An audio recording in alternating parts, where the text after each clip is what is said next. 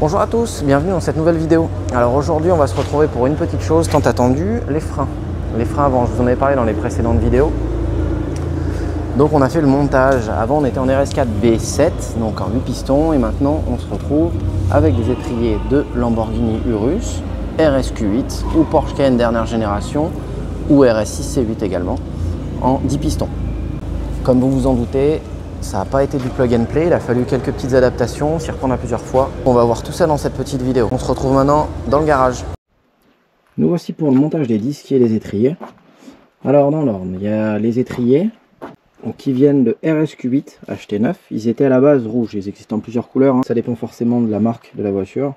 Je crois que chez Porsche c'est jaune, chez Lamborghini aussi. Audi c'est tout ce qui est RSQ8. Alors les étriers ont été montés sur RSQ8, sur Porsche Cayenne, les dernières générations, les modèles, les gros modèles, hein, les turbos ou autres, et Lamborghini Urus. Donc chez Lambo aussi, je crois qu'ils étaient jaunes.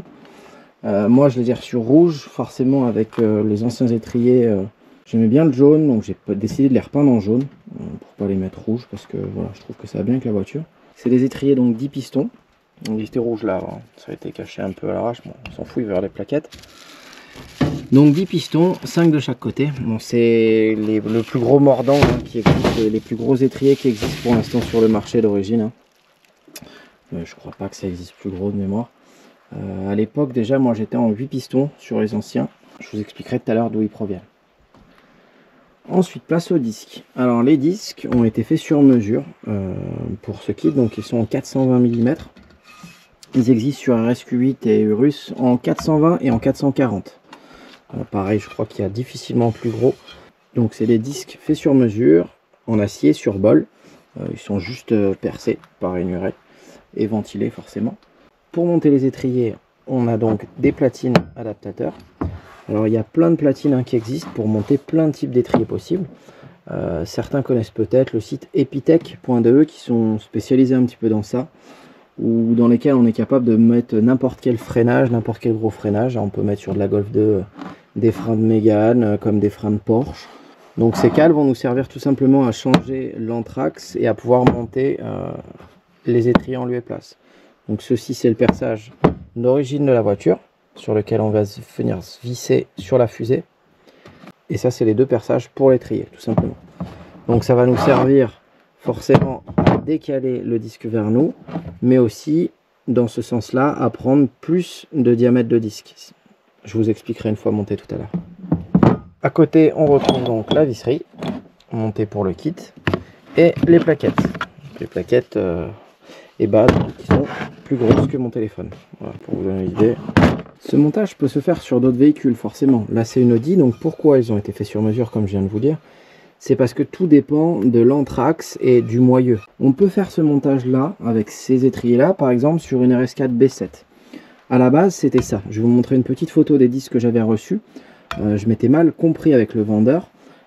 Et du coup il m'avait envoyé des disques pleins pour RS4 B7. Et le déport étant tel, l'étrier ne venait pas se monter en lieu et place. Il aurait fallu que je commande tout simplement un moyeu, une fusée d'RS4B7, un moyeu d'RS4B7, des triangles, rotule du bas, roulement, enfin tout un demi-train complet pour chaque disque. Non, la facture aurait été trop salée. Et surtout, ça m'aurait encore plus élargi les voies, alors que déjà là c'est bien. Donc non, clairement, j'ai choisi la solution disque sur mesure, comme ça c'est censé, on va voir, venir en lieu et place. Le kit avec les cales a été vendu par une boîte en Allemagne qui s'appelle RS Performance Brakes. Donc ils ont un site je crois, une page Facebook ou autre. Il y en a quelques-uns d'autres, hein, je crois il y a Big Brake Factory je crois et Low Fact, il me semble, qui font aussi des kits, hein, sur mesure. Alors moi j'ai décidé uniquement de leur prendre les deux cales et les disques parce que pour tout ce qui est étrier en neuf j'ai trouvé un petit peu moins cher. Bon, je vous ai pas attendu, hein, pour démonter la première roue. On va pouvoir expliquer un petit peu ce qu'il y avait comme freinage avant. Donc ça à la base c'est du 8 pistons monté sur pas mal de voitures. Il faut savoir que ce freinage a été monté sur pas mal d'Audi, notamment RS4 B7, RS6 C5, Audi R8 Ils sont en 8 pistons, on va démonter, on verra les 8 pistons tout à l'heure. Un peu moins gros forcément que ceux que j'ai actuellement. Et les disques étaient avec le kit upgrade en 380 mm. Donc c'était quand même du gros mordant, déjà d'origine. Donc ils sont montés sur bol d'origine sur RS4 B7. Mais il faut savoir que sur RS6 C5, on peut trouver des disques, notamment en Zimmermann, en plein. Donc si vous n'avez pas les moyens ou que vous ne voyez pas forcément l'utilité, vous pouvez aussi upgrade en disque plein. Et je crois que c'est quelque chose comme 140 € l'unité sur les sites de pièces auto. Bon allez, assez parlé, on va mettre la caméra sur le front et commencer à démonter un petit peu tout ça. La taille des étriers ne veut pas forcément dire toujours grand chose. On peut avoir moins de pistons et un meilleur freinage, comme on peut avoir plein de pistons et un freinage un peu moins incisif. Ça dépend de plein de facteurs. Ça dépend du mètre cylindre de frein, que je vous montrerai plus tard, qu'on changera également. Ça dépend des canalisations, des durites, si on a de la durite Avia ou autre. Et ça dépend aussi des plaquettes. On peut avoir un simple freinage 6 pistons avec des bons disques et des très bonnes plaquettes et mordre un peu plus que ça. Moi j'ai choisi ça. Bon, vous vous doutez pourquoi, hein, c'est juste pour le tuning. Et juste pour avoir un mordant un peu mieux que ce que j'ai actuellement. Alors pour enlever le disque, il va falloir déjà enlever la cale. Il faut savoir qu'avant le passage en RS4, je n'avais pas de cale. Mais forcément les 2 cm de rajout d'aile à l'avant et à l'arrière, on fait que les jantes, elles venaient beaucoup trop à l'intérieur. Donc j'étais obligé de mettre des cales. Alors ça ouais, c'est pas forcément ce qu'il y a de mieux, mais voilà, pour le look c'était obligatoire. Certains diront le look. Allez, c'est parti pour enlever la cale. Une fois la cale enlevée, on enlèvera l'étrier par les 2 vis de derrière et ensuite la cale d'étrier. Parce que comme dit tout à l'heure, sur ce montage, ce n'est pas les étriers d'origine, il y a donc une cale qui avait été mise. Ouais, la douille elle est pas très belle, hein. Je sais pas si vous voyez la caméra, mais j'en ai une autre.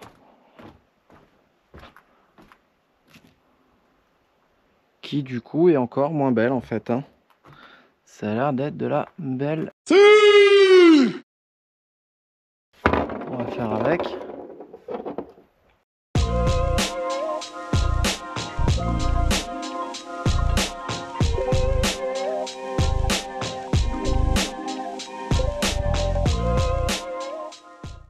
Alors certains pourront se dire pourquoi cette marque d'usinage un peu moche.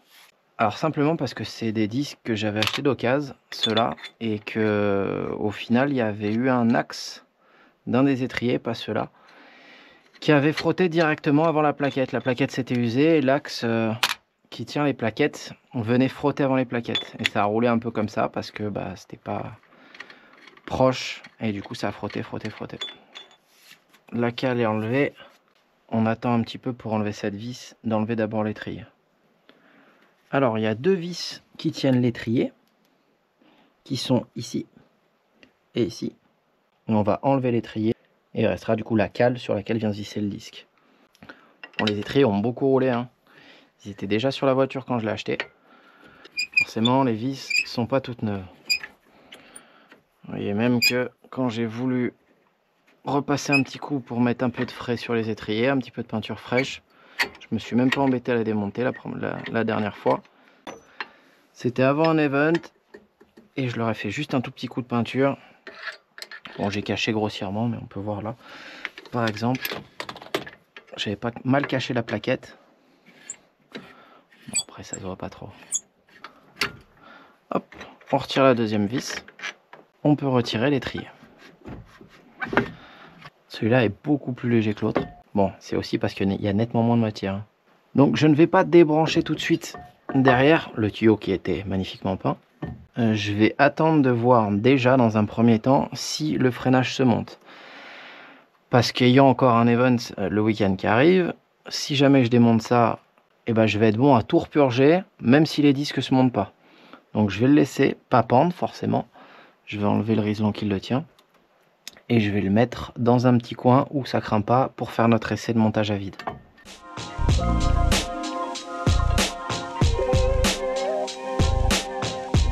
L'endroit qui craint pas, vous l'aurez compris, c'est donc par terre. Bon, après, tant que ça tire pas sur la flexible, la durite, ça ne craint rien. On va le mettre là, on le protège un petit peu. Avec ma serviette de bain, forcément.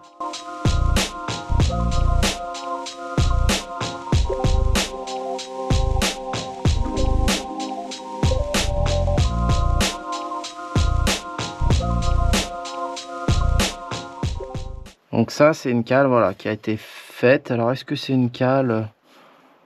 Bon, je sais pas, j'avais eu la voiture comme ça. On voit que ça a été soudé là. C'est assez vieux, donc c'est pas une... Bon, après qu'elles soient en ferraille, tant mieux. C'est vrai que des cales en aluminium, ça doit pas exister beaucoup. Même les autres sont en ferraille là-bas. Bon, ceux qui connaissent ce genre de vis, elle est pas ouf déjà d'entrée de jeu. Ce que j'aime bien faire, bon déjà pour que ça aille au fond et qu'avoir l'empreinte, c'est taper un petit peu dessus. Puis ça permet de décoller un peu les filets. Et là, il n'y a plus qu'à croiser les doigts pour pas que ça foire. Bon, forcément, vous vous doutez que je vais remettre forcément la même vis. Hein. Vu comme elle est belle, je vais forcément la remettre. Hein. Alors, on peut, plutôt que de racheter des disques complets, on peut acheter des pistes hein, qui se font encore chez Brembo. Donc ça, c'est du Brembo d'origine.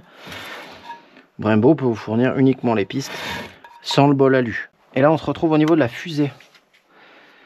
Donc la fusée d'origine, vous pouvez upgrade vos fusées hein, par des RS4 B5 ou par des RS6 C5 en aluminium. Voici les deux points où viennent se visser, où viendront se visser la cale tout à l'heure. Donc avec l'anthrax d'origine pour pouvoir monter un étrier qui de mémoire, je crois que sont en double piston d'origine. Je me rappelle plus trop. C'est parti pour présenter le nouveau disque. Les anciens disques qui m'avaient été envoyés pour RS4 B7 en plein faisaient 20 kg le disque. Ceux-là sont peut-être un poil plus légers, mais à mon avis, pas de grand chose. Alors déjà, ça commence très bien parce que, comme vous pouvez le voir, la vis ne vient pas dedans. Donc à voir plus tard si on s'amuse à repercer un trou pour fixer le disque. Bon, il faut savoir que c'est uniquement pour le disque tombe pas et qu'il évite de tourner également. En aucun cas, il faut avoir que cette vis et pouvoir serrer quelque chose. Ça, faut, voilà, une vis de 6 comme ça, ou c'est même du 5, je sais pas. Non, c'est du M6. Une vis en M6 comme ça va pas supporter trop de contraintes non plus. Bon, ça nous empêche pas de monter l'étrier, d'essayer de monter l'étrier.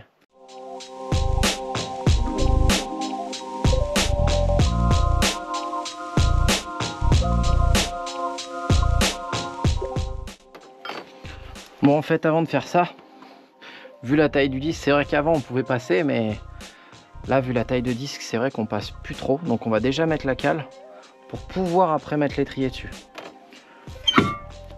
Bon, quand on compare les deux cales, c'est vrai que il y en a une qui fait plus fonderie soudée et l'autre, bah, elle est taillée masse. Hein. On voit bien que tout a été usiné entièrement.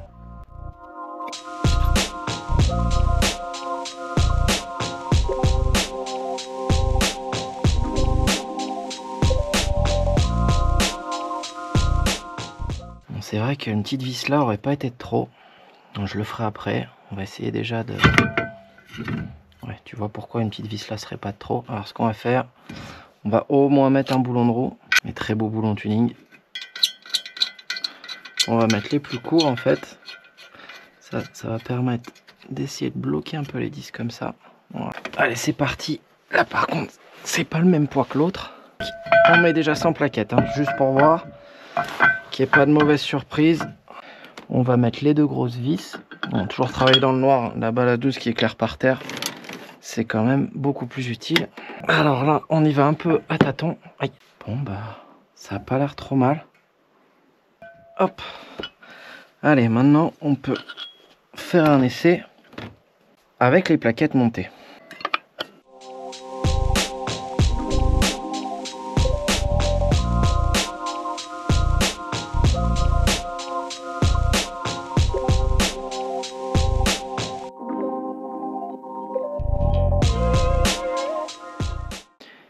Et ben on va faire quelque chose d'utile et de bien, c'est-à-dire aller dans le canapé. Non, c'est pas ça, ok. Alors c'est-à-dire qu'on va repercer un trou ici directement pour pouvoir tenir le disque. Alors avant de se percer, on va venir plaquer au maximum comme on peut le disque. Donc avec ces petits goujons de cale qui viennent le fixer pour que le disque soit le plus centré possible et soit le plus immobile possible. Donc voilà. On va venir percer donc les anciennes vis. L'ancienne vis c'était du M6. Bon, j'en ai récupéré une, hein. Je vais en remettre une neuve un peu plus courte, mais elle ira bien. Donc du M6, ceux qui connaissent, M6, On perd ça, on perd ça, on perd ça. 5, c'est bien. Ça va pas de 1. Donc on perd ça 5. Alors les forêts que j'ai sont pas très braves. Elles sont même un peu moches. Espérons que ça le fasse. On va se servir de ça comme canon, comme guide de perçage. Et après on enlèvera tout pour pouvoir tarauder.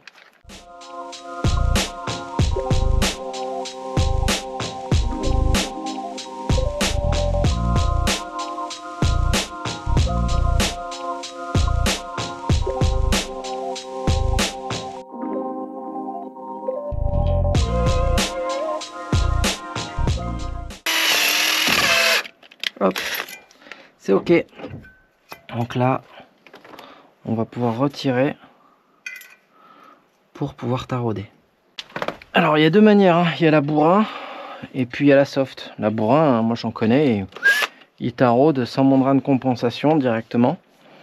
Bon, on va prendre notre temps, hein. On va éviter de casser aussi dans le moyeu quelque chose. Et là, on y va tout doucement. Essayons d'être le plus droit possible. Bon, alors je vous avoue que j'ai pas le meilleur tarot du monde, hein. On va mettre un petit coup de jaja. Ça devrait le faire. Bon, je vous avoue que le tarot me fait vraiment peur, hein, mais faut être en confiance. Faut le mettre droit et puis serrer un peu les fesses. Voilà, revenir un peu en arrière pour casser le copeau. Et on repart. Oups. Alors ça veut dire quoi à votre avis, ce petit crack? Ça veut dire on arrête, faut que t'arrêtes, ou alors on peut continuer encore un peu? Tarauder dans de la vieille ferraille comme ça qui a chauffé, rechauffé, rechauffé, c'est jamais bien bon. Je vais enlever le tarot, voir la gueule qu'il a, s'il a pas trop subi de dégâts sur les premières dents. Donc toujours s'essuyer sur son pantalon, hein. Bon, elles sont un peu arrondies, mais je pense qu'on peut encore continuer. Bon, j'ai réussi à engager correctement avec le tarot droit. Il va falloir, pour que j'aille plus loin, passer sur un tarot 10 borgnes. C'est-à-dire pour les trous qui ne sont pas des bouchons. Bon, en fait, j'ai parlé trop vite. J'avais pas de tarot pour trou borgne. C'est que un M8, pas un M6. Du coup, j'ai pris un tarot qui traînait de marque Parkside. Il donne encore moins envie que celui-là, hein. Mais bon, pour finir le trou, je me dis sur un malentendu. On va croiser les doigts, hein. Je suis sûr que tout le monde a confiance.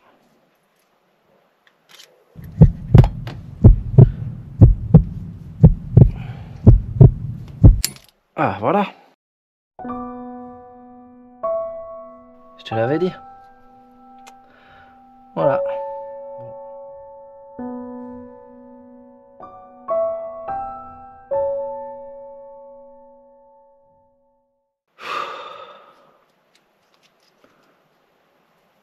Tu l'as toi aussi ce sentiment là?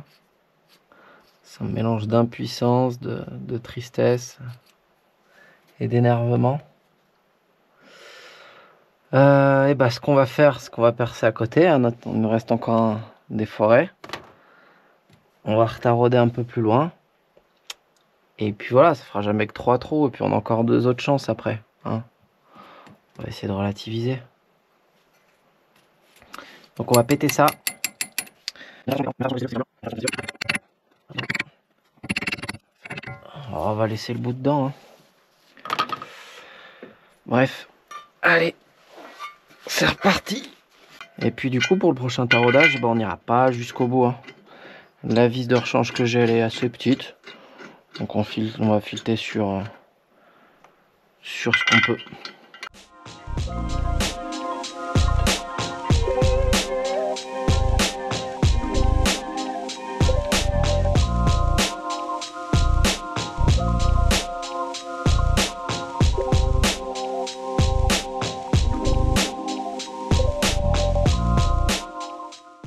Bon allez, celui-là on y croit.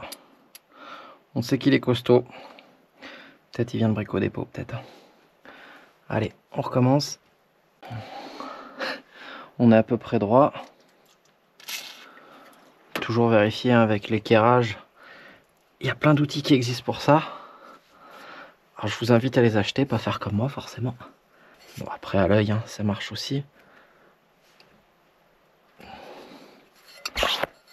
On souffle tout doucement. Voilà, pour chasser les copeaux qu'il peut y avoir. Bon, ça a l'air d'être fileté sur pas mal. Hop, hop, hop, hop, hop. Ah, tu y as cru aussi, hein. Allez, on va essayer avec la nouvelle vis et le disque en place. Ce que j'aime bien faire, c'est mettre un peu de graisse justement pour éviter que ça colle. Certains préfèrent la graisse au bronze, au cuivre, ce que vous voulez. Bon, moi, c'est de la graisse au téflon. Tant que ça reste à la température.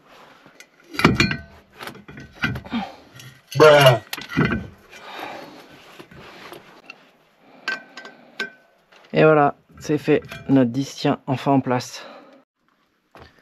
Bon, allez. Le deuxième trou de l'autre côté est percé, bien au centre. Ça vaut le coup de remettre la caméra sur le front et de filmer quand même. Allez, à vos paris, ça casse ou ça casse pas? Allez, le chanfrein est fait. On va aller tout doucement. Alors le but c'est d'exercer la même pression des deux côtés, hein, constante. Pas comme ça, vous vous doutez, sinon forcément le tarot va essayer de travailler en travers et de casser. Pas forcément évident. Là je pense qu'en haut on va pas trop tenter le diable.